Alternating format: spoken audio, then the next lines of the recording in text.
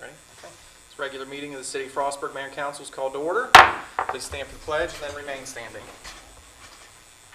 I pledge allegiance to the flag of the United States of America and to the republic for which it stands, one nation, under God, indivisible, with liberty and justice for all. We are thankful for this special community, for the time we share together and the bounty of our nation. We are thankful for the commitment of our people who volunteer their time and talents to make our community a better place to live, work, and raise a family.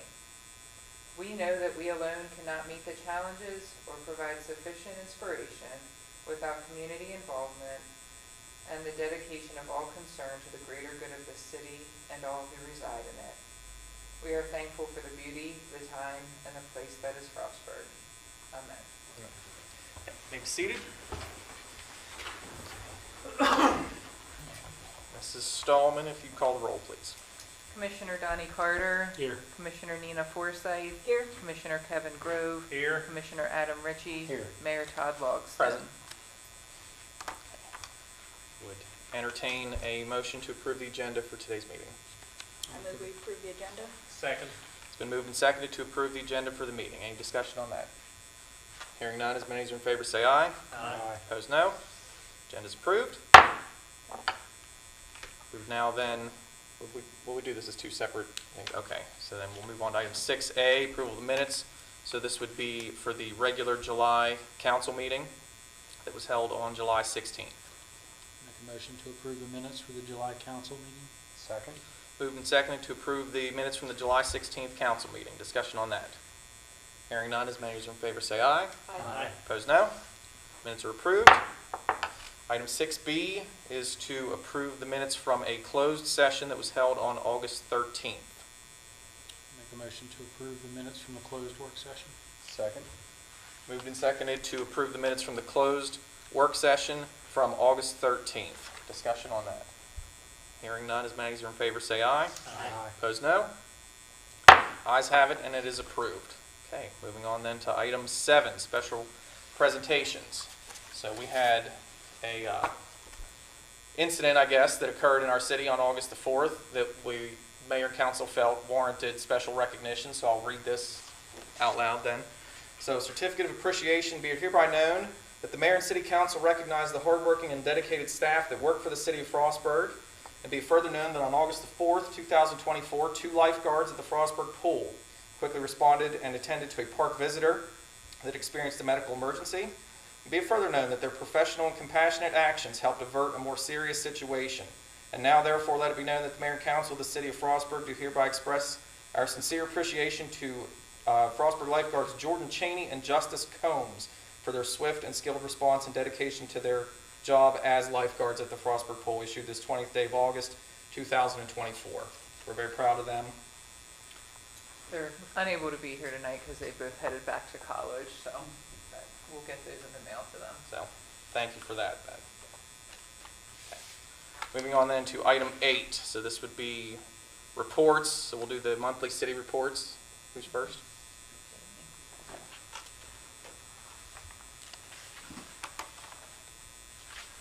Good evening, Mayor and Council. Give a brief summary of the community development report that was presented last week at the work session. Code enforcement violations, there were 15 of those, 8 were resolved. Types that were most common were for high grass or unregistered vehicles. There were a total of 21 permits issued. The most common permit was fencing, with it being summer, it's kind of common. As far as certificate of appropriatenesses, there were 6 of those issued. 4 of those were staff level approvals, mostly for in-kind roof replacements, but 2 of those were full reviews before the Historic District Commission. There were a few notable items. The community development staff has been collaborating with the Allegheny County Economic Development Department to establish a redevelopment district. to incentivize rehabilitation of major structures in the downtown area, and also to create upper story housing. There also were a few meetings last month. The Historic District Commission met on the 8th. Planning Commission and Board of Zoning Appeals, they both met on the 10th, and the Green Team met on the 31st. If there are no questions, that is all I have as far as the community development report. Thank you.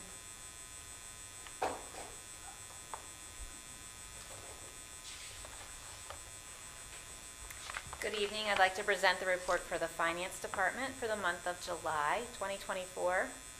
July is the first month of our city's fiscal year. So the monthly budget report and the balance sheet that were presented as part of the monthly reports both note that audit adjustments are incomplete as of this time. This notation will continue to appear on the upcoming monthly reports as the audit adjustments for the prior fiscal year impact the account balances that roll forward into the current fiscal year. We are actively working on our audit for this year with the auditing firm of Huber Michaels and Company out of Cumberland. The tax report for July reflects the initial billing of real estate taxes for the current fiscal year. The net taxable real estate assessments after subtraction of the homestead credits were around $419 million, resulting in billed tax revenue of about $2.9 million.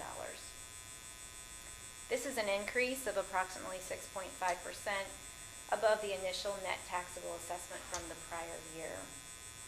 Real estate tax revenue is the main source of funding for the corporate fund, which provides core city services such as police, streets, recreation, community development, code enforcement, general administration, finance, and public works administration. In July, the Finance Department recognized Karen Lashball for her retirement from the city at the end of July after 22 years of service. And we certainly appreciate Karen's commitment to the city and her many years of dedicated service. We continue to make plans in preparation for the transition to monthly billing for all utility customers at the end of 2024. We encourage customers to be watching for a special insert in their September or October utility bills, which will provide more information about this transition. In addition, we strongly encourage customers to sign up for e-billing and ACH automatic payment of utility bills. For instructions on signing up for these two opportunities, please visit the city's website at frostburgcity.org and then select utility billing under the city services menu. Thank you. Mrs. James, thank you.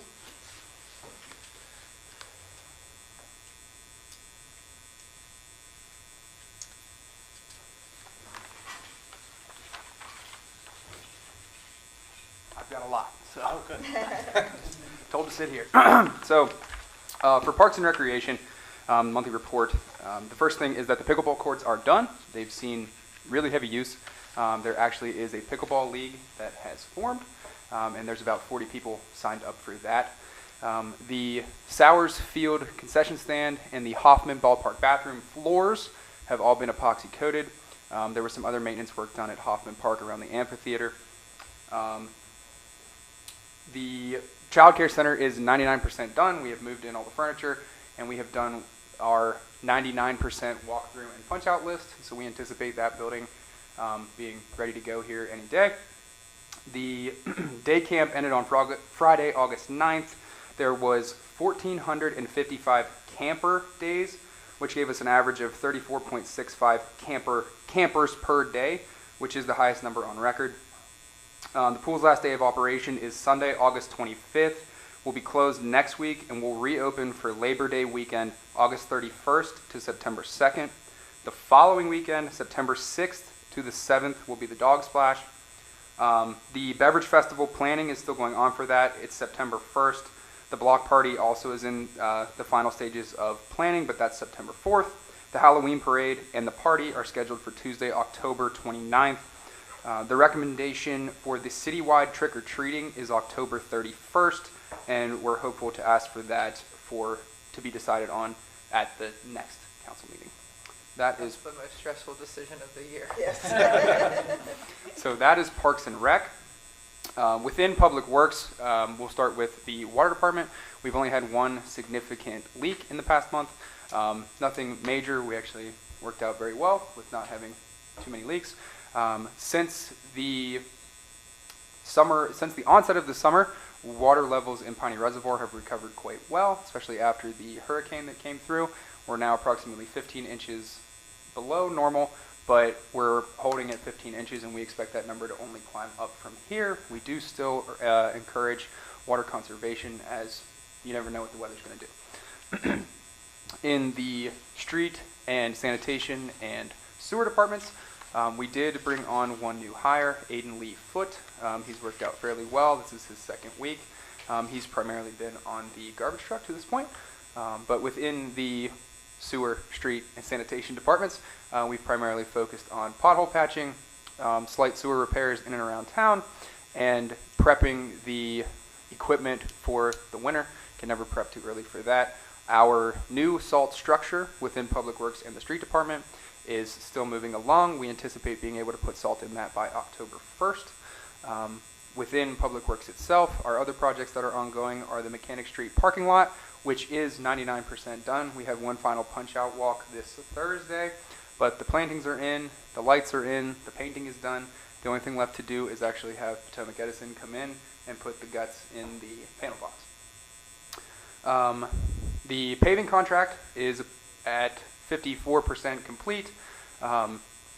They do anticipate to finish within the next 2 weeks. Streets left to go are the road heading up to Burger King, the top of Welsh Hill, which we should have just finished today, and the top of Welsh Hill, Burger King Road, and then the end of Hawthorne Drive in Braddock Estates. That'll wrap up the paving contract, and then we will ultimately take out to bid the Centennial Hill paving portion. That's the wrap up after the Centennial Hill water line. That actually went into advertisement on EMMA today. It will go into the newspaper tomorrow, and we anticipate taking that one to contract within 2 weeks. The Bureau of Mines storage garage facility went into the paper yesterday. That is kind of a project we're working on with the Bureau, on behalf of the Bureau of Mines, one of our clients, our tenants, down at the Armory building. The earthwork contract for that went into the paper yesterday. We anticipate awarding a contract for that in 2 weeks. And finally, the ongoing CSO work, Phase 10A, which we'll talk about more in the CSO report. But for Phase 10A, they are starting to wrap up the work on that small portion of Washington Street by Mountain Ridge High School. We want to get that buttoned up and wrapped up before the school year really gets going. If there are any questions about anything in Public Works or Parks and Rec, I'd be happy to go into it. Yes, will the parking lot be available for the Main Street crews? Yes, 100%. Yep. So specific to the last item that you mentioned at the end of Washington Street, school starts on Monday. Are we anticipating that it will be done by Monday or no? Yep. We're going to have even if it's just a skin coat of asphalt, we intend to have everything buttoned up, patched up, and ready for buses to be moving through there, and then we're going to migrate down to the bottom of the hill. Okay. Yep. And for the Parks and Rec, the playground at Glendenning is supposed to be, I think it's supposed to come in this fall, the new everything. The equipment will be purchased in the fall to take advantage of the discount that they offer after Labor Day. Select playground equipment is 50% off to municipalities, so it'll be ordered this fall, probably installed fall, winter, but definitely ready to go next year. So we won't wait till spring to install. We'll do it before. Okay. Do it as weather permits. Mhm. Okay. Yeah, when we get weather breaks over the winter, we'll work on it. Sure. Okay. I guess we have all the way until January. Yeah. That's right. Okay. Yeah, that's all I have. Thank you, Mr. Lindsay. Is that Commissioner Forsythe has the water conservation notice. It's printed on there. I didn't know if you had anything else you wanted to reiterate about that. Just, that Hayden said we're still 15 inches below normal, which is a lot better than before, but we're still asking people to not be too prodigious in their water usage, to ease back a little bit. I imagine people aren't feeling pulls right now, so that's good. But yeah, just be mindful that we're still not out of the deficit yet. Correct. I rode up Saturday to Pontiac. It is looking a lot better up there than Yeah. what it did. It's big time. Yeah. Okay. Before we move on then, just for the sake of formality, we would need a motion and a second to approve the department reports. Make a motion, we approve the monthly reports from the city departments. Second? Moved and seconded to approve the reports of the various city departments. Any further discussion on that? Hearing none, as many as in favor say aye. Aye. Opposed, no. Reports are approved. Okay. Commissioner Forsythe, you took care of 5B, the water notice. Okay, so move on then to item 9, which is a public hearing on CSO. Yep, so as you all know, we are in the thick of a lot of CSO work. The only current ongoing work right now that's actually physical in the field is Phase 10A. That's the portion by Mountain Ridge High School. As we talked about earlier, we do anticipate being off of Washington before school starts on Monday. We're going to throw a skim coat of asphalt on there, get the sidewalks cleaned up and ready, and then we will migrate down towards the bottom of McCullough so that we're out of the way of the school buses. That's Phase 10A. That project is approximately 50% done. We will have a resolution later for that project as well. As you guys know, we've talked a little bit about pulling the sewer lining portion of that project, pulling that work out of the swamp and running it along the easements we have below McCullough Street. That'll be a big portion of that project to get everything out of the wetland and out of the swamp. One, it's easier for our access, and two, it's just better for the environment. So the next phases of that are Phase 10B and 10C.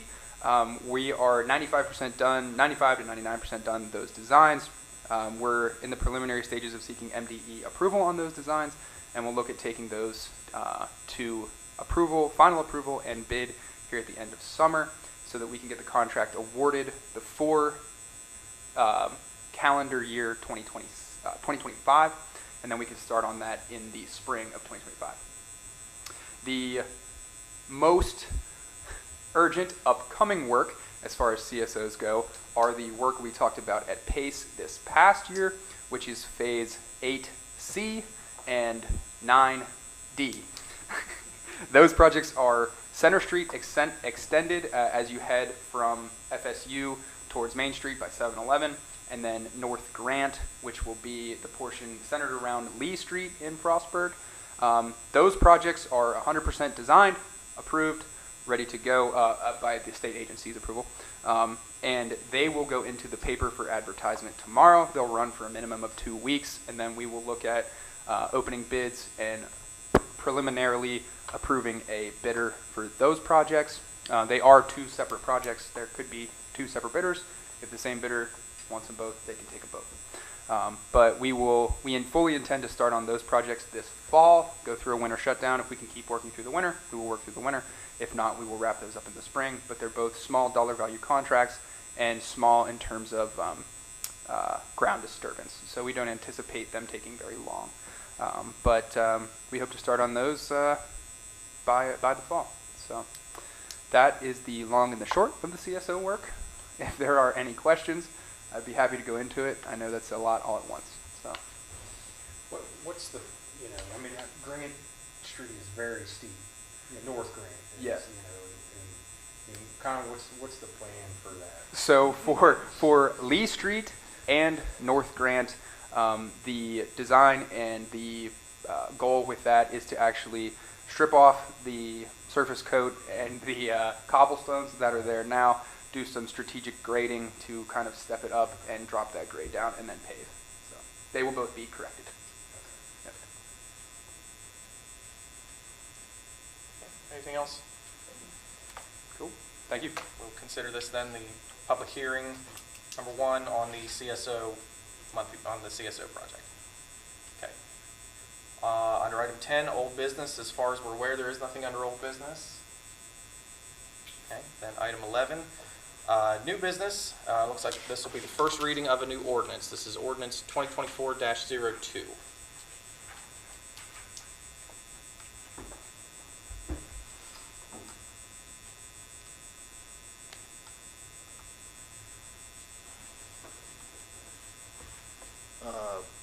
We have, for consideration and amendment to the zoning ordinance with regard to body art studios to allow them by right in specific districts, and also add those as a special exception use in other districts.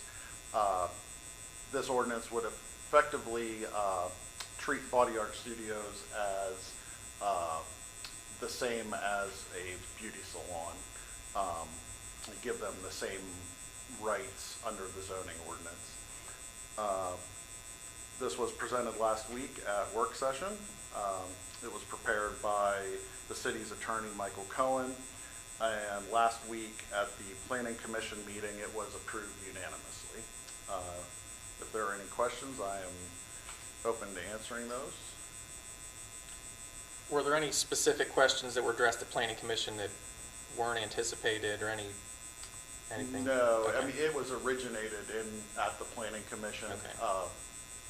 where they had made the recommendation that we create the text amendment. Mhm. So there were no additional further questions. This was something that came from, at the request of planning? Yes. Okay, yes, okay. Originally at the previous meeting. I see. If there's no questions at this time, we'd ask for a motion and a second to approve the ordinance on first reading and set the September 17th council meeting as an advertised public hearing. Make a motion to approve ordinance 2024-02 on the first reading. Second. It's been duly moved and seconded to approve ordinance 2024-02 on the first reading, and we will set September 17th for the advertised public hearing. Is there any discussion among council on that? Is there any public comment on that? Hearing none, as many as are in favor say aye. Aye. Opposed, no. Ordinance is approved on first reading. Item B, resolution 2024-42. Yeah, we have a resolution to reappoint Brian Alderton to the Board of Zoning Appeals. He has previously served on the Board of Zoning Appeals. He requested to be reappointed to a new 3-year term.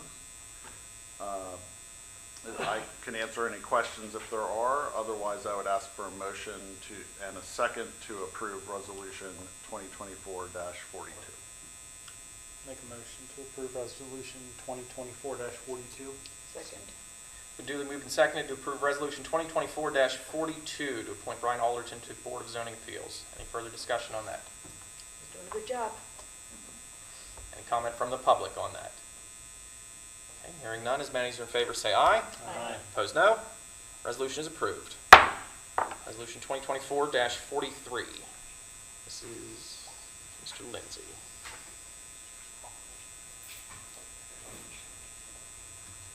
Okay, I will, I'll talk about resolution 2024-43, which is the change order number 2 for the Mechanic Street parking lot. That was for the fencing that would go into the top of the parking lot. That is the screening that we have to put in between residential property and parking lots in the city of Frostburg. It is the aesthetic vegetation climbing fence. That change order number was $9,583.29. If anyone has any questions about it, I'd be happy to elaborate on it, talk about it, go into detail. If not, I would ask for a motion and a second for resolution 2024-43. I move we approve resolution 2024-43. Second. It's been duly moved and seconded to approve resolution 2024-43. Any discussion among council? It's a nice design. I think even without the vegetation, it looks really nice. So it'll be a good addition. Yeah, and then the planting can only help with that too, I agree. Any public comment? Hearing none, as many as are in favor say aye. Aye. Opposed, no. Resolution is approved. Resolution 2024-44. Okay. I'll talk about resolution 2024-44. This is for CSO Phase 10A, which we talked about. It is the current ongoing work. These are both proposal change orders. We had talked about 4 possible change orders. Today, we will talk about change order 3 and 4. Change order 1 and 2, we were able to work out the costs, and we're working on those in the back end now. So this proposal today will specifically be for work that we would like to do in Phase 10A, which are 3 and 4. Change order 3 is specifically moving the pipe out of the wetland and out onto our own right-of-ways and up where it's easier to maintain. That number is $13,695.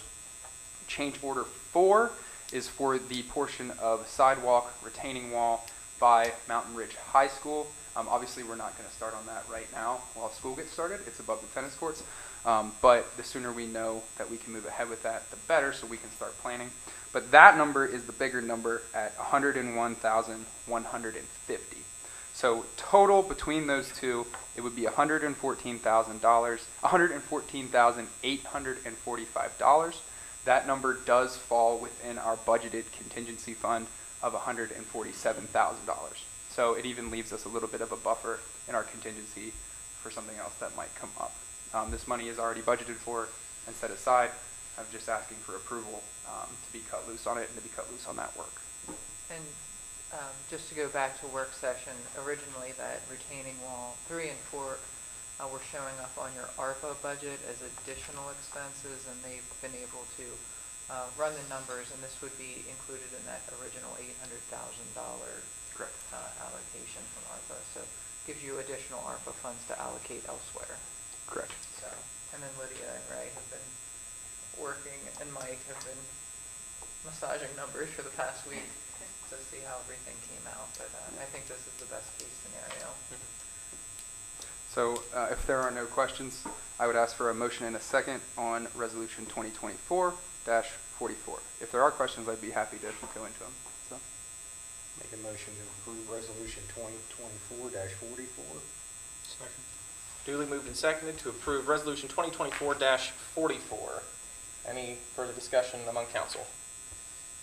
Hayden, if you could maybe just go into a tiny bit of detail, 30 seconds maybe at most, about the need for the retaining wall since it wasn't originally included. Yeah, correct. So at Mountain Ridge High School, between the intersection of Washington Street and Nancy Grasmick Drive, in the process of running the new sewer line and new water line there, we uncovered all of the underdrain and underlayment that was built in back when they built Mountain Ridge High School.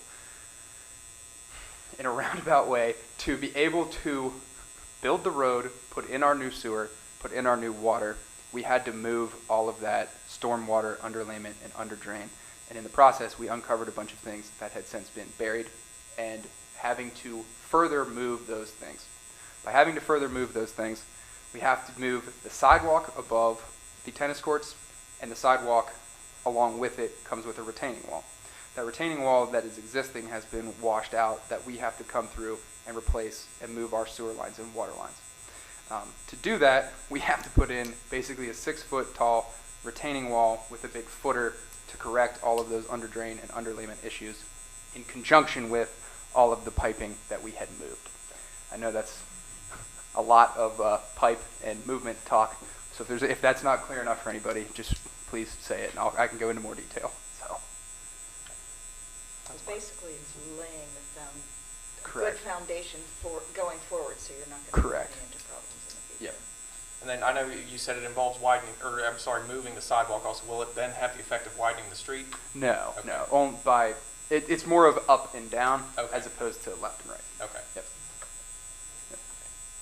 Any further discussion then? Any comment from the public on that? Hearing none, as many as are in favor say aye. Aye. Opposed, no. Resolution 2024-44 is approved. Resolution 2024-45. Okay, 2024-45. So this would be for the authorization for Combro Contracting to come into the water treatment plant and do an underdrain system at the water treatment plant. The long and the short of it is with the increased production and draw on our water system, we are making more sediment right now than is economical to keep removing and drying and treating. This underdrain system will take the pressure off of our water treatment plant and allow us to pump some of it around to the actual sewer line. This $44,500 is a preventative measure to get us through treating all of the excess water that we have been treating over the past year and a quarter. However, in the instance that we were to not treat that water, this underdrain system still benefits all of our customers in our water treatment plant moving forward, and it'll allow us in the future to actually keep our sedimentation and sedimentation removal costs down. Without this, our sedimentation removal costs are going to keep going through the roof, just because in the summer it's actually been at its best as dry as it's been. We can dry sediment fairly quickly, but even so we're struggling to keep up with it. In the wintertime, in the fall, in the spring, whenever it's always wet and it's always overcast, it's going to be almost impossible to keep up with those sedimentation costs and removal of sediment. So this underdrain system will allow us to pump some of that around and out and keep those costs down for us. If that's not a good enough explanation, I can go into it more. So the problem is it that there's more sediment being produced, or is that the sediment's just not drying fast enough? It's right now, so all year long, it'll be that there's more sediment being produced, being that we're creating more water. Right. Right now, it is drying fast enough that we can keep up with it, but we're also in a severe drought, and it's been very sunny and hot. In the spring, winter, and fall, when it's consistently wet and overcast, that sediment will not dry, and we'll be constantly taking it out almost every day or every other day, and those costs start to really add up because What do we you mean have. taking it out? I'm sorry. What do you mean by taking it out? So at the water treatment plant, we have 3 sedimentation bays. In the process of making water, you also create sediment because you have to pull that out of the water. When you do that, the way our plant works is that sediment goes to these 3 sedimentation bays that are open to the environment. They're designed to be dried by the sun, and then once that, you start with about 3 feet of, we'll call it mud or slurried sediment. As it dries, it compacts down and turns into about 1/5 of its original volume.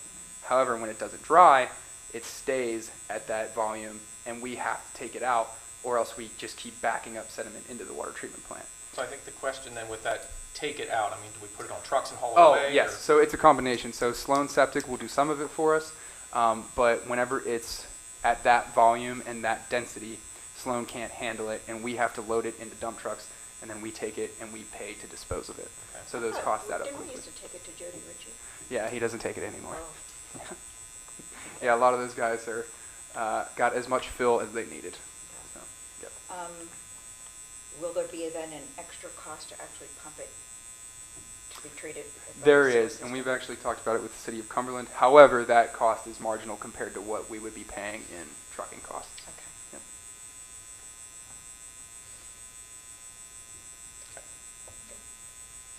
If there are no further questions, I would ask for a motion in a second on Resolution 2024-45 for Combro to come in and do the underdrain pumping system at the water treatment plant. I move we approve Resolution 2024-45. Second? Duly moved and seconded to approve Resolution 2024-45. Any further discussion among council? Any public comment? Hearing none, as many as are in favor say aye. Aye. Opposed, no. Resolution's approved. Okay. Resolution 2024-46. All right, I promise this is my last one for the day. So this is 2024-46. This is the approval of the Braddock Estates Drainage Improvements as an American Rescue Plan project. At the moment, we have approximately $36,000 of state highway aid funds set aside for this project. We do anticipate it costing more than that $36,000. So we asked for a small portion of ARPA funds to be set aside to cover the gap in this project. I believe that number was 30,000, correct? Yep. That's flexible, Yep. as it stands now. I don't anticipate it taking much more than that. However, that project would be from the end of Meadow Lane in Braddock Estates down to the end of Teaberry Lane in Braddock Estates. It's to correct the water runoff problems that persist through the back of that neighborhood.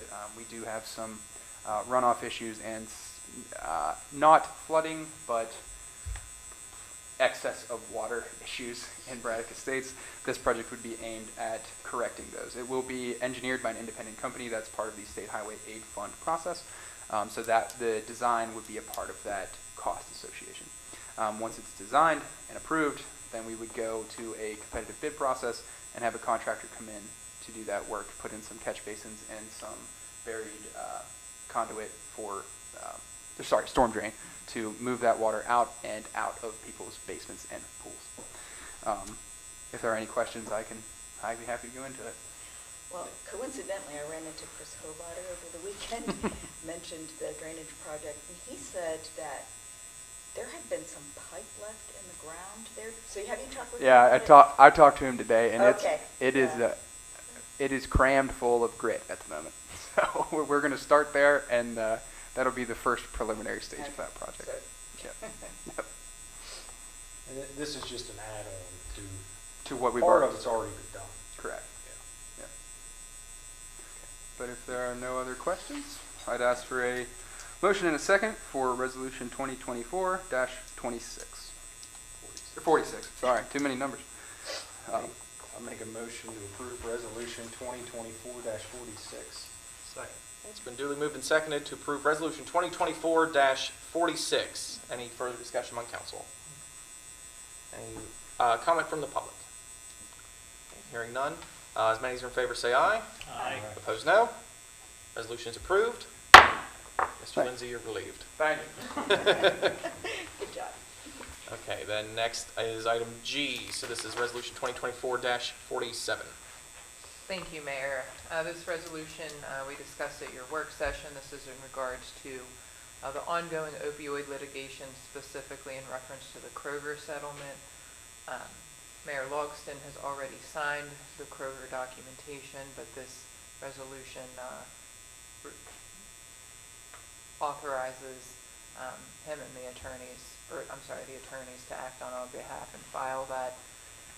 Interestingly enough, this had a deadline originally of August 12th, but the attorneys are continuing to negotiate with the state of Maryland on how the proceeds are to be divided.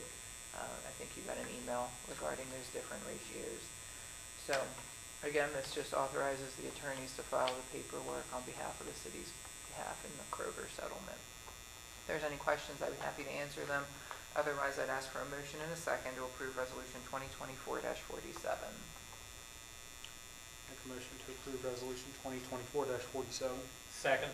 It's duly moved and seconded to approve Resolution 2024-47. Any further discussion among council? Okay, any public comment? Okay, hearing none. Many as are in favor say aye. Aye. Opposed, no. Yay, ayes have it. The resolution is approved. Resolution 2024-48. Thank you, Mayor. Again, this was discussed with you at your work session, but Brandon Reese with Evergreen Associates has been working on a rehabilitation renovation project at the Hill Street School to create professional housing units in that building. He's gotten grant money through the university as well as made a significant investment into that project. There are sidewalks on Oak Street and American Avenue. Nope. Hill Street. Sorry. I knew that was wrong. Oak and Hill Streets, and he approached the city to see if the city would offer some sort of incentive to help with the cost of improving the sidewalks and curb and gutter in that area. They're very deteriorated. And this is a very nice project. Obviously, you would want an improved streetscape. In talking internally with the finance department, we felt that the best recommendation would be to do a simple cost share agreement with Evergreen Associates in which the city would pay a portion of those costs. The ratio that I've recommended, the estimate from the sidewalk company that Brandon has looked at was a little over $60,000. So it is my recommendation that the cost share agreement would be 40% of the project cost or not to exceed $25,000, whichever is less, and the city would pay the contractor directly, which keeps the agreements to a minimum, keeps it as simple as possible. I did speak to Mr. Reese about this, and he felt this was a very generous offer of the mayor and council, and thought this would be a doable benefit to make the new sidewalks happen. It does benefit others, besides the Absolutely. users of the... Absolutely, and the history of sidewalks in the city, technically residents are responsible for the sidewalks in front of their home. But generally, the city's been successful in getting grant funding or other agencies like State Highway to replace the sidewalks the whole length of Main Street at no cost to the homeowner. are doing grant funding to help. So this certainly, I think, because of the increased tax value of this project and stuff, it makes sense. So if there's any questions, happy to answer. Otherwise, I'd ask for a motion and a second to approve Resolution 2024-48. I move we approve Resolution 2024-48.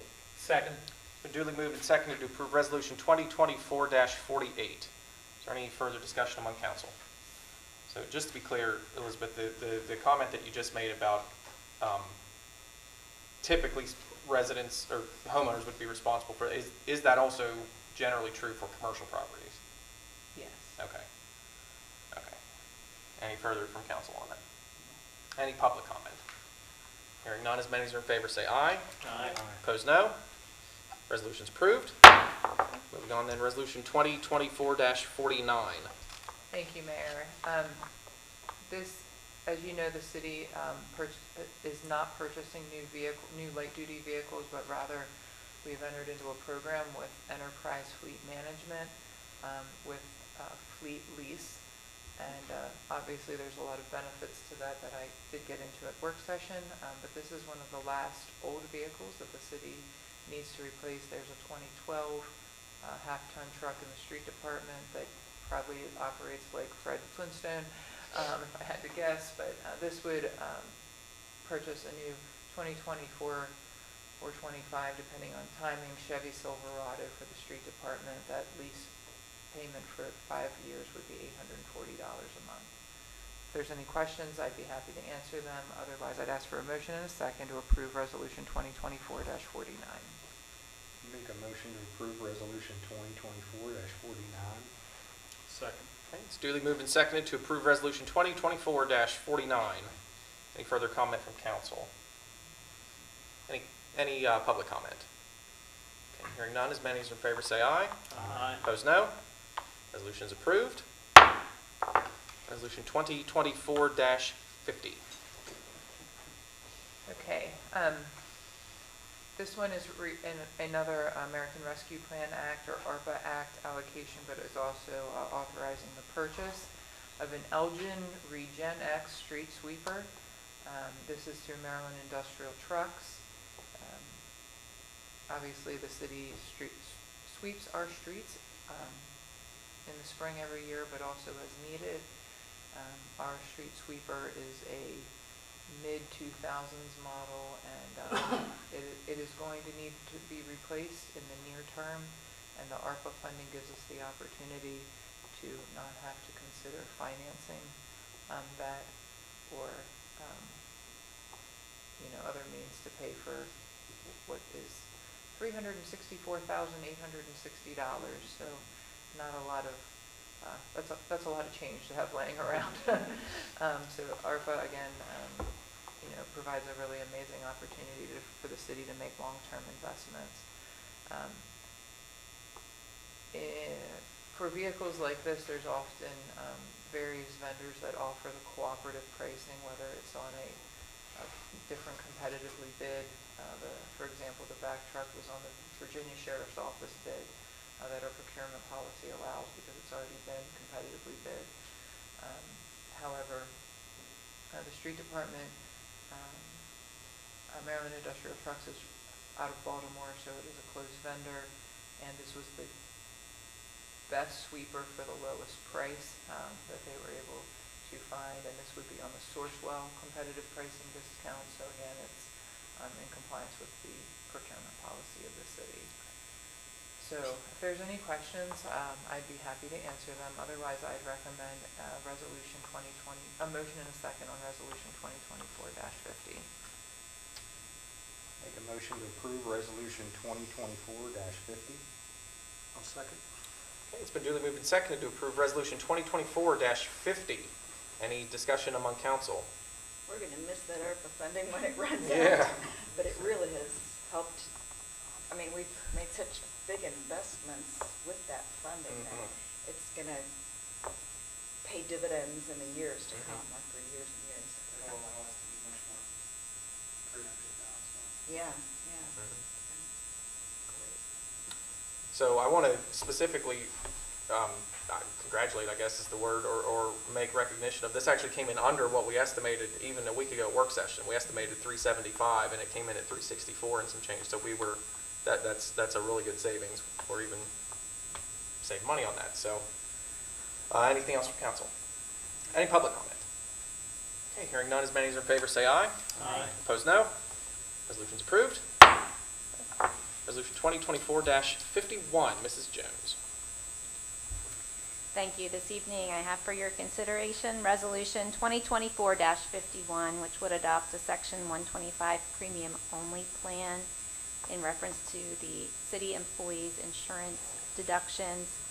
This basically provides the same benefits that were under Resolution 1997-11. However, this will update the documentation for the current period. So if you have any questions, I'm happy to explain further. Otherwise, I'd ask for a motion and a second on this resolution. I'll make a motion to approve resolution 2024-51. Second. Okay, duly moved and seconded to approve Resolution 2024-51. Any discussion among council? Any public comment? Hearing none, as many as are in favor say aye. Aye. Opposed, no. Resolution is approved. Thank you. We're done approving for the day. Okay, moving on then to agenda item 12, Chief Costello.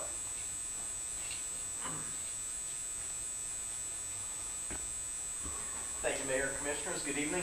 I have the report for the Police Department for July of 2024. We had 511 incidents as compared to 583 incidents the July before in 2023, so pretty similar. As always, a variety of activities. We had 19 arrests, which is somewhat notable for summer months, which can sometimes be a little quieter, but our officers stayed very busy. Some of those were domestic assault arrests. There were a few theft arrests. One we were especially proud of, our officers recovered a stolen vehicle. So we actually got a complaint about a possible impaired driver. The officers checked the area, found the vehicle nearby, and turned out to be stolen. So they arrested the driver and recovered the vehicle. So that was a good outcome. Various calls, 13 well-being checks, 33 requests for a police officer, 24 disturbances, 15 follow-ups, 13 well-being checks, and 2 emergency petitions, as well as 13 motor vehicle crashes and 92 traffic stops. During not quite July, but since the last mayor and council meeting, I think our biggest community event was National Night Out. That was last Tuesday down at the Frostburg Pool and Park area. So the state police bring the helicopter in, a lot of fire departments and EMS type units set up, other law enforcement agencies. So very nice event. The plan is to continue rotating that every 2 years, 1 year in Frostburg and 1 year out in Bel Air. So next year should be in Bel Air, the following year should be in Frostburg again. And I want to thank all of you, the Mayor and Council and Commissioner Forsyth, for allowing the use of the swimming pool in the park for that event. So very successful. We're looking forward to cruising Main Street, the Military Appreciation Parade, and the block party coming up soon. And we'll certainly be there to participate and assist with traffic control and those sorts of things. If there's anything else I can talk about or elaborate on, I'd be glad to. Or if you have any questions, please let me know. Otherwise, that would conclude my report. Anything further for Chief? Thank you, Chief. Thank you, Mayor. Thank you, Commissioners. Appreciate it. Okay. Moving on then to item 13, agenda item 13, open public comments. A time period for Frostburg citizens or anyone in the general public to offer comment or questions, anything for the council. Yes. Yes, please. State your name and address for the record. Thank you, folks. My name is Kelly Mears. Address says 58 Linden Street. Thank you. 2 questions on my mind tonight. One is actually for our fantastic Chief Costello.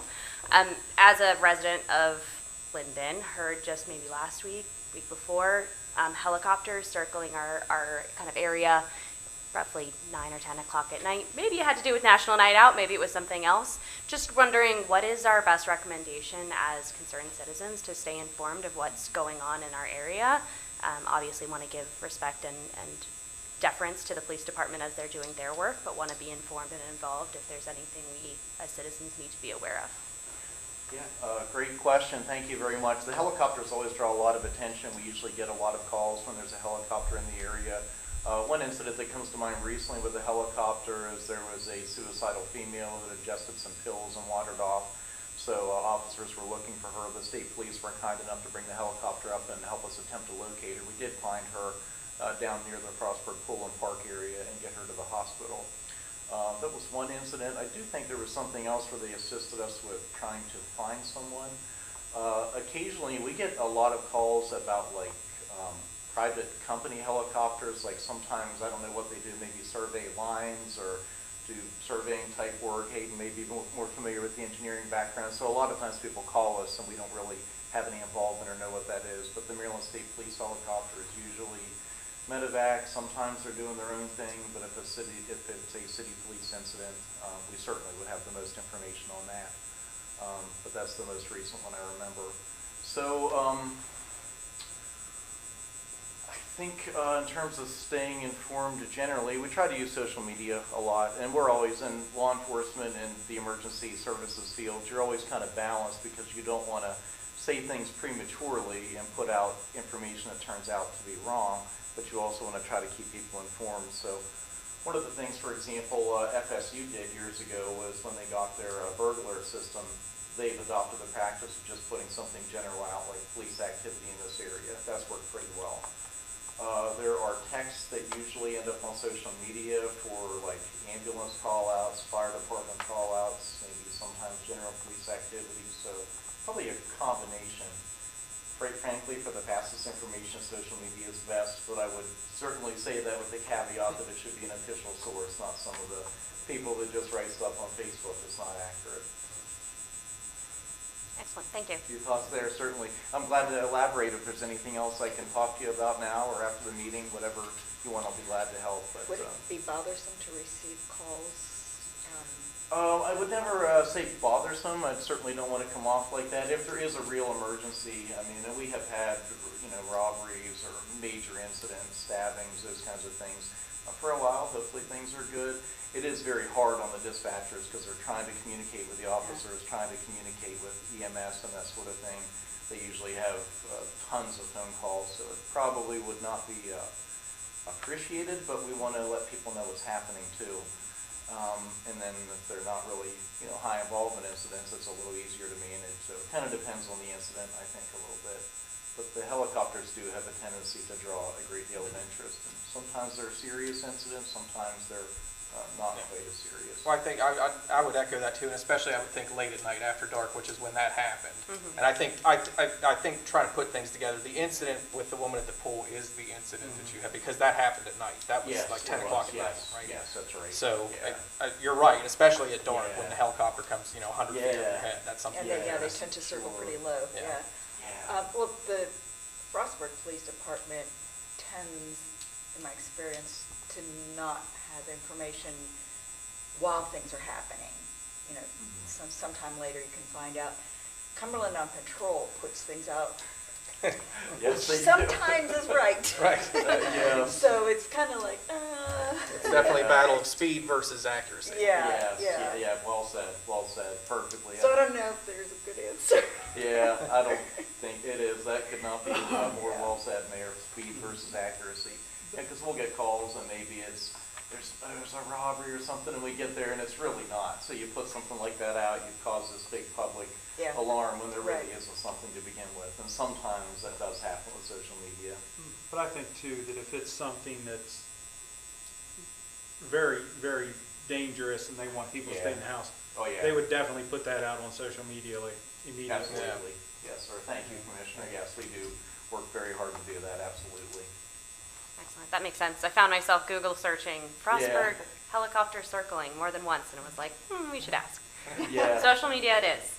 My second question has to do with me as a dog parent in the community, and just as I continue to enjoy the beautiful streets of Frostburg, take my dog on a walk here and there, and I see others around the community doing so as well. One of the conveniences that I've seen in other places I've lived, and I believe has been part of the communication around the city's development in the past, is the presence of those sort of doggy waste bags and trash units, and I wondered what the progress was or thoughts towards is putting those onto Main Street or on the streets adjacent to Main Street to help those of us who do use that not have to use the solo trash can by the co-op or have to bring our waste with us back to our homes in that kind of. There are more than the waste stations that do exist now. There are more than one. They're generally located at the recreational or park-like areas. So there's one at the St. Mike's parking lot. There's one at the City Square parking lot, or the one behind the co-op. There's one down at the trailhead. There's ones at the dog park. There's ones at Glendenning.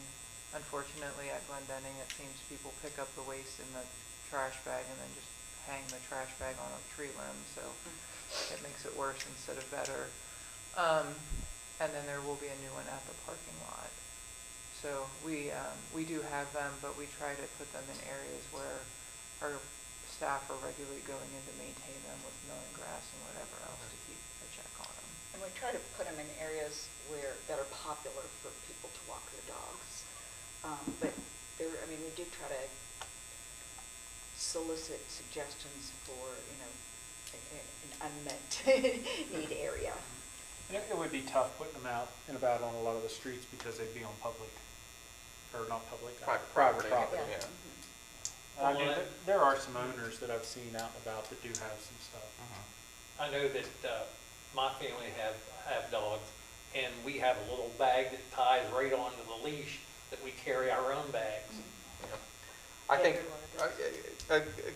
going along with what Commissioner Carter said, I think that's something that it's not that we wouldn't be amenable to that. The challenge would be, especially in a residential area, like my wife takes our dog walking all the time. The challenge would be, where could you locate it, because it's all private property. If we could find property owners that would be willing to host something like that, that's something we may be interested in, but.